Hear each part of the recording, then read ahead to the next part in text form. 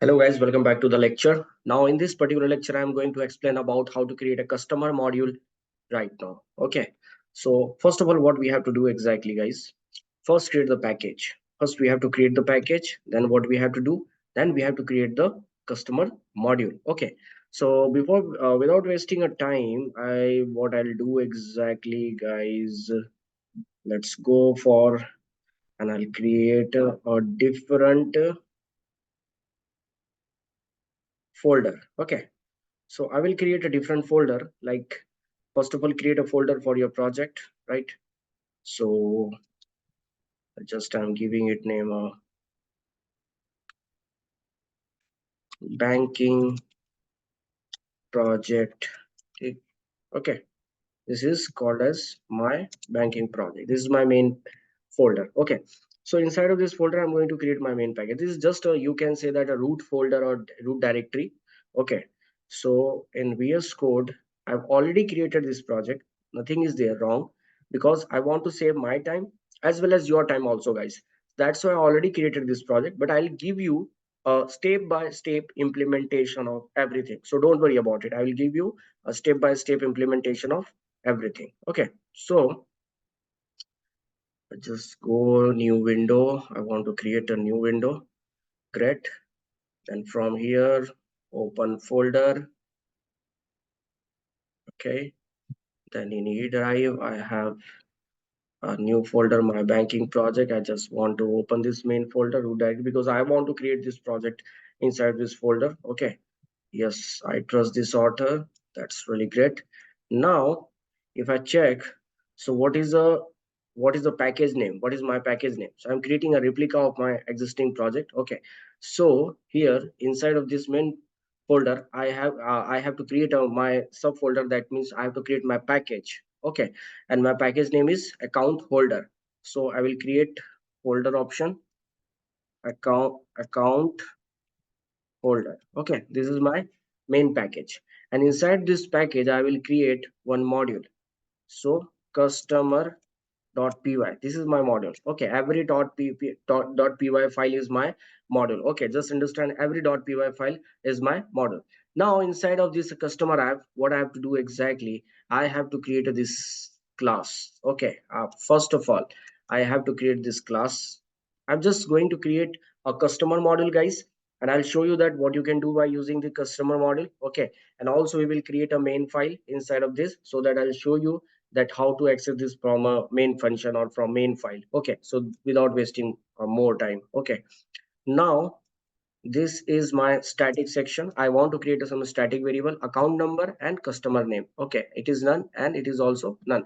This is right now static variable. Why it is a static variable, that I'll tell you later on. Okay, because I want to use this same variable I have to use in the same multiple places, or the same account number will be used for everything, right?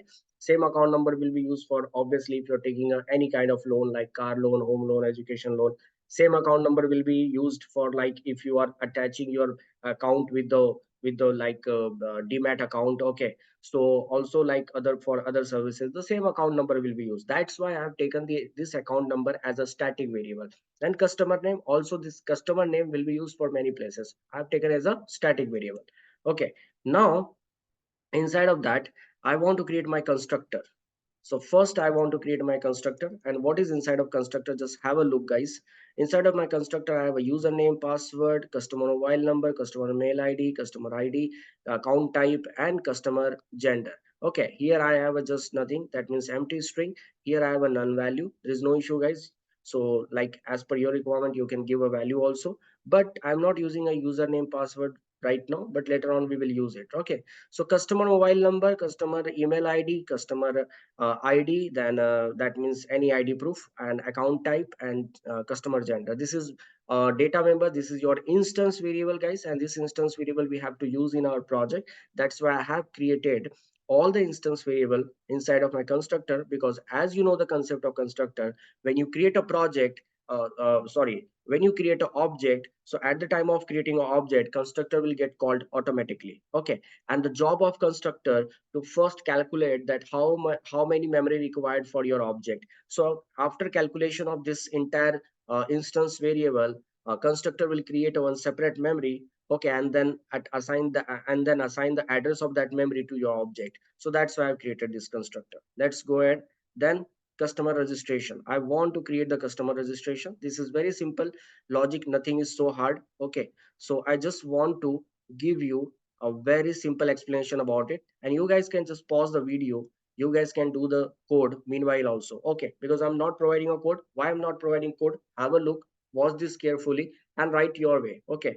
Now let's go for one instance method, okay. I have created one instance method, customer registration. For opening an account, customer has to do a registration, customer has to fill the form. Everyone knows that about, right?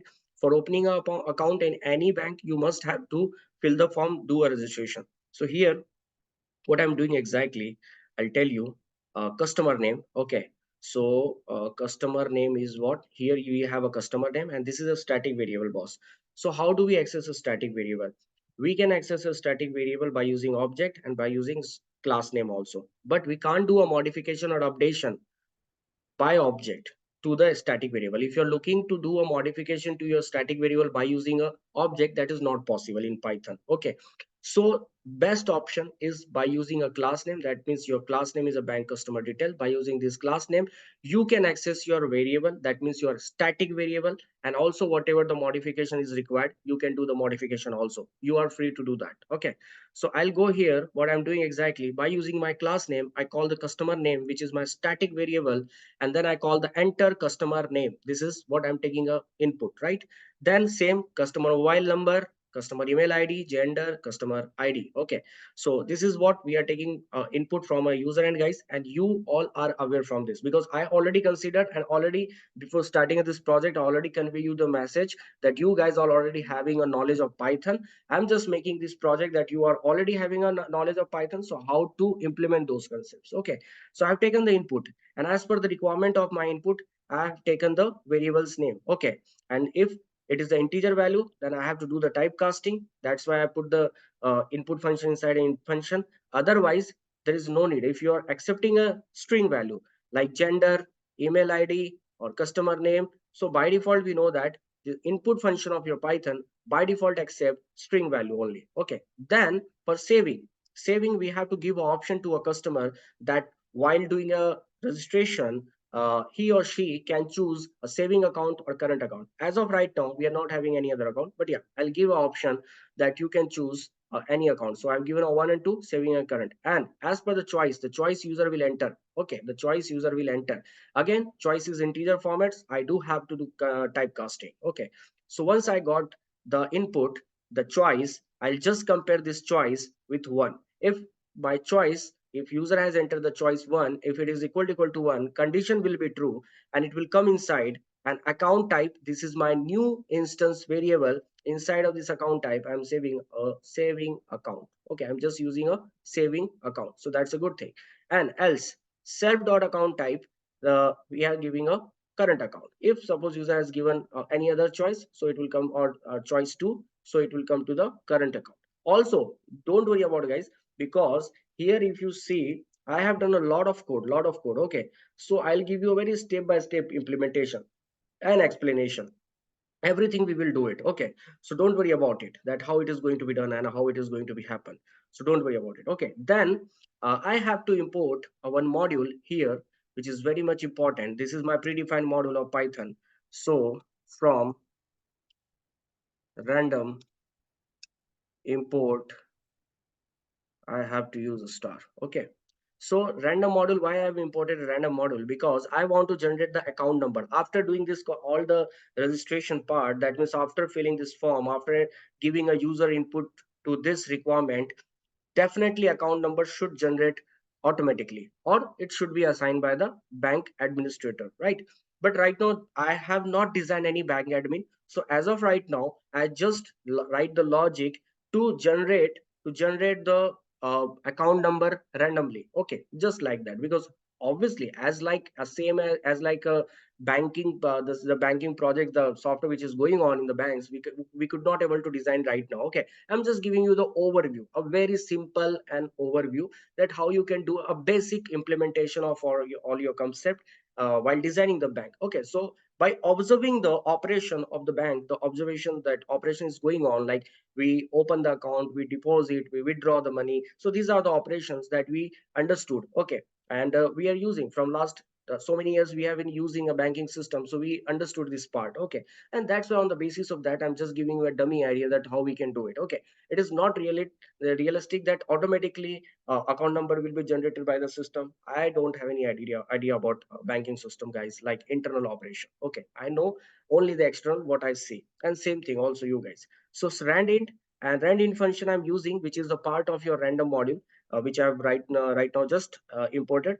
And I've given a range. This is my range, which range I have given. So it will return the digit between of this range, and that return value I'm storing in account number. Now account number is my static variable. As you know that this is my static variable. Again, this is static variable I have to access by the class name. So I use the bank customer detail. So this is done, and I'm just showing after the registration, I'm showing self dot account number and congratulations, your account has opened successfully. So successfully we have designed the customer.py file. It is your important and very important that you should do a comment, like you can do don't comment, like you should pause the video, write this code. Okay, understand this code and write this code. And same, pause the video, write this code. Okay, then we'll come here because I want to create a master file. From that file I want to access every file. That means I want to create the master module, and I want to give a name to that module as a main.py. As like in cpp you have already learned about the main function, right? What is the use of main function in C and cpp? The program execution always start from the main function. Okay, but here we don't have a, like a kind of a main function. But yes, I have created a main.py file. It is very much important. And then I have to import this customer. This customer.py is an individual module. First of all, for accessing the member function of this customer module, like customer registration, or another file also we can do is show a customer detail. Okay, like whatever the input we have taken, if I show you. So whatever the input we have taken, I also designed the show customer detail. After taking all the input, I'm just displaying all the taking input, right?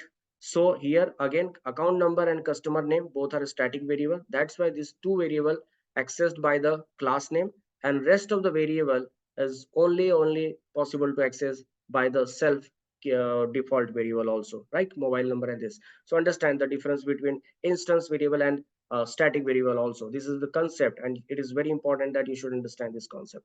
So in main file I have to create all those part. Okay, so what I will do exactly here, before going to that, first of all, what I will do exactly, I have to import customer.py file. I have to import in main.py file. So just I write it down, from customer import bank customer detail. And it is very important advice, guys, that kindly check your spelling, because sometime you get the error because of the spelling mistake. So whenever you get an error, read that error, check the spelling. If it is correct, then if you still you are not able to understand the error, copy it, post on the Google, and just try to find out and understand the answer. Okay, error solving is a part of developer. Okay, nobody will come and solve your error. It is your responsibility to solve your error, right? So then if name equal to main, that's the same function I want to create. And if you guys are not aware from this main and name, you should go and read about it. Okay, this is very important. Then I will take one option here, print customer. Okay, I want to give a first. I step by step we are doing a code, so I just give the one choice customer. That's a fundamentally good. Then then what I'm doing exactly, that I'm taking basically input, enter any choice. Okay, and I'm taking a choice ch in, we are storing a value in choice. Okay, that is very important. Okay, so now I'm just getting a error. What error? Unexpected indentation. Okay. This is what unexpected indentation. So ch equal to 1. If ch equal to 1, what I'm doing exactly, why I have imported from customer. This is your module. Okay, customer.py file. So customer is your module, and inside of this module we have a function, we have a class, we have these things, right? Data member function and class. But right now I have to access this member function, so I can access this member function also by using the object. Okay, so what I'm doing exactly, I'm just creating, I have to create the object of this class, and that's why this class I have imported in main.py file. So after importing this bank customer detail, this class, what I'll do exactly, I have created an object customer obj of bank customer detail class. Okay, this is very important. Now why I have imported and why I have created the object of this class, so it is very important to understand it. First of all, like after taking a input, I have created an object. I'll show you, just a wait guys, just a wait. Okay,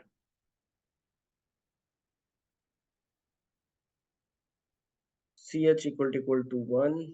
I can create this object outside of it also, I think. Definitely I can create this project outside of this also. There is no need to write this only inside of it. So I just, first of all, I created the object, and I'm displaying the menu. If you want to display the menu in some good order, so I can do also this part, and also I can do print. Okay, this part, this part is also important. Okay, do some modification very importantly. This is what, enter the choice. Then what I'll do exactly, if choice equal to 1, then by using that object, the object which I have created right now, customer.obj, you can access, you know that you have created an object of this class, bank customer detail. You have created the object of this class. So by creating the object of this class, what we can do exactly, you already know guys, by using the object of class you can access the data member. And whenever I created the object, so like here I have created the object of this class, and automatically this constructor will get called, and this all the data members will get the memory. Okay, now customer registration. So customer registration, I want to access it. How can I do access? Very simple, I'll show you how do we access that. If choice equal to 1 dot, I will call a customer registration. This is a function guys. Good. Okay, then I want to show the customer detail. Okay, I want to show the customer detail. So what I will do exactly, I'll just copy this line. This line is good. Later on I'll show you a different operations, but right now it is good to do just copy paste. And oh, this is little bit, so show customer detail. This is also good, right? Now what I will do exactly, show customer details. So definitely I have to design second else if condition, if choice equal to 2, then again customer obj dot, I have to call the show customer details. And show customer details is also a part of this this class, right? Bank customer details constructor, customer registration, then second function show customer details. So here I'm just displaying my customer details, right? So what I'm doing exactly guys, in main.py file I've designed this also, and another else part I can design for just giving a normal message like you have entered wrong choice, or whatever the message you want to get. Okay, now the program is ready guys. Congratulations very much. And right now I'm just going to run this part to check the error. Python debugger, and to check the output, because I have to check the output if I'm getting some error. So this is very important, right? So first of all, I got customer, and always remember, just note down this point. You have to run the main.py file. Why? Because it's like a setting file. It's like a master file where I'm keeping all the project related scenarios. Like I have created the object. First, I import in the bank customer detail this class from customer module to main module. Then I created an object here, and by using that object, one by one I'm accessing all the member function of this class. So I'll suggest you, don't go and run from anywhere. Just keep your running mode, just keep have your watch on main.py file, because always whenever you have to run your project, just go in main.py file, run this file. This is very much important. Okay, so I'll give a first choice customer. It's asking the name, like I'm giving a Prashant. This is good. Mobile number, oh, this is good. P at the gmail.com. Okay, this is good. Gender male, good. Aadhaar number, okay, I'm asking that. Let's enter something randomly. Then one is a saving account, definitely. Okay, I'd given choice. Now you can see I got that your bank account number is this. We got the bank account number, and congratulations, your account has opened successfully. This is the message also we got it, right? And the same way, I want to show the message, but right now we have not get the option. We did not get any kind of option to show the detail also, because if suppose right now the program has terminated, if again I go and run this project, I'll not able to check my previous data, because all the details has been stored temporarily right now, because I've used the object and variables. And here we can only able to store the temporary data, not for the permanent data. Okay, so it totally we can say that right now in the beginning level we have achieved the first step. Now we have to achieve the second step, where I'll put all the choices in while loop to go it infinite time. Infinite, that means until unless I don't want to exit the loop, and it should show you the menu system again and again, again and again. Suppose after the registration you want to show the details, it should give you the again that menu. Okay, but right now what I'm doing exactly, I'm just keeping this simple. I'll just wind up this video here. In the next lecture I'll show you all this functionality also. Okay, but right now guys, thank you to watching, but thank you also, just do the code. Okay.